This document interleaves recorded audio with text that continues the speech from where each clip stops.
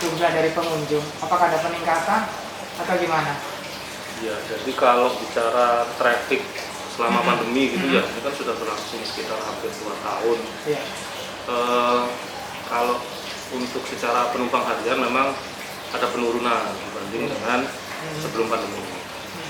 Nah, tapi kalau bicara data yang terbaru, per awal bulan Oktober ini memang terlihat ada kenaikan jumlah penumpang. Kalau dibandingkan sama bulan-bulan awal di September bulan lalu dibandingkan bulan-bulan awal Oktober ini, kenaikannya sekitar 30%. Jadi di awal September kemarin rata-rata kita bisa melayani 12.000 penumpang per hari. Di awal Oktober ini bisa mencapai 16.000 penumpang per hari. Jadi peningkatannya sekitar 30%. Dengan aturan apa tetap sama Pak yang diterapkan dari Menteri Perhubungan atau gimana ini? Kalau aturannya masih sama, jadi untuk penerbangan dari Pulau Jawa, Pulau Jawa Bali begitulah ya. Kalau sudah memiliki vaksin 2 dosis bisa menggunakan antigen. Itu untuk penerbangan di antar kota di dalam Pulau Jawa. Oh gitu. Nah, kenapa kok terjadi peningkatan? Karena di beberapa daerah juga sudah mulai membuat kebijakan-kebijakan untuk bisa menggunakan antigen. Contohnya, kalau kita dari Surabaya mau ke Lombok sudah bisa pakai antigen, asal sudah 2 kali dosis vaksin. NTT juga begitu, sudah bisa antigen. Jadi ya, mungkin dampaknya adalah kenaikan jumlah penumpang itu. Berarti hanya tertentu. Berarti untuk yang ini luar pulau masih tetap pakai PCR? PCR masih. Masih tetap PCR ya. Bagaimana dengan bandara yang internasional Pak, untuk para TKW atau ini yang migran ini gimana?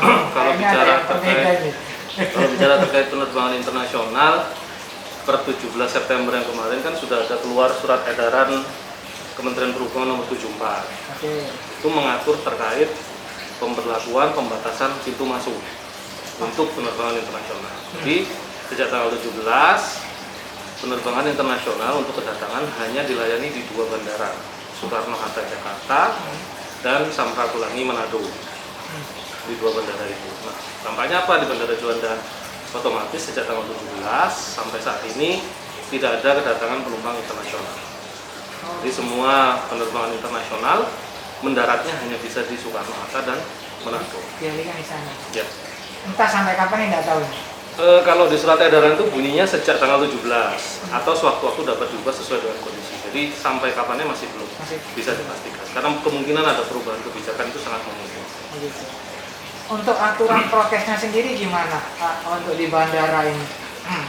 Aturan prokesnya sejak awal pandemi kita sudah menerapkan protokol kesehatan di bandara. Salah satunya kita menambah sarana prasarana. Misalnya kita sediakan area untuk cairan pencuci tangan atau sanitizer di beberapa titik. Lalu kita tambah marka-marka untuk antrian di titik-titik yang memang rawan untuk terjadinya banyak orang, seperti di area check-in itu kita sudah berikan marka-marka. Terus kita juga lakukan pengumuman setiap 30 menit sekali itu kepada pengguna jasa untuk selalu menerapkan protokol kesehatan, pakai masker, jaga jarak dan sebagainya. Terus petugas kami di lapangan juga muter nih Mas, setiap beberapa periode sekali muter untuk mengingatkan pengguna jasa yang mungkin tadi belum mendengar pengumuman tadi. Jadi kita ingatkan tolong tetap protokol kesehatannya dipasang. Jadi tetap peduli lindungi ya. Iya.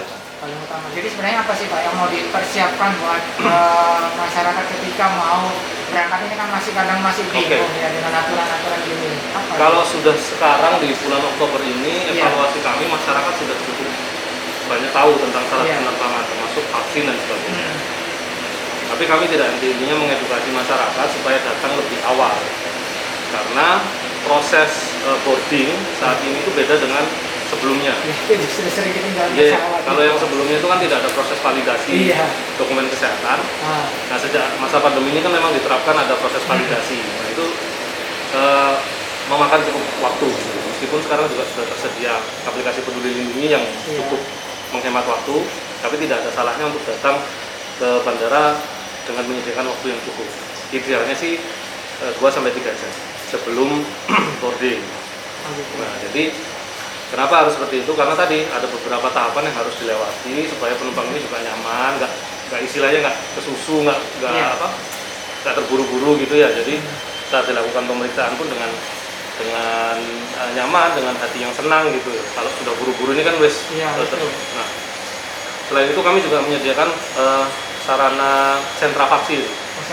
Jadi untuk penumpang yang belum memiliki dosis pertama dan harus terbang, itu bisa memanfaatkan fasilitas tersebut. Syaratnya menunjukkan tiket, menunjukkan hasil negatif PCR atau antigen, terus langsung kita bisa layani untuk vaksin. Nanti langsung terbit Oh, bisa. surat. Ini berbayar apa tidak? Tidak, sudah berjalan.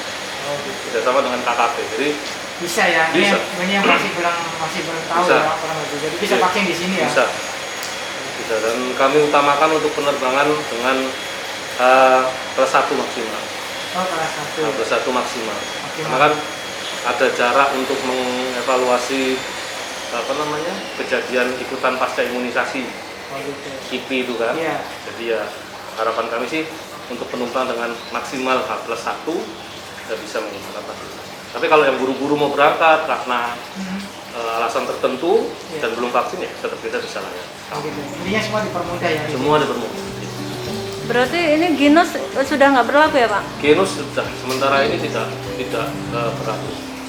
Sesuai aturan dari pemerintah yang berlaku hanya PCR dengan masa berlaku 2 kali 24 jam dan antigen 1 kali.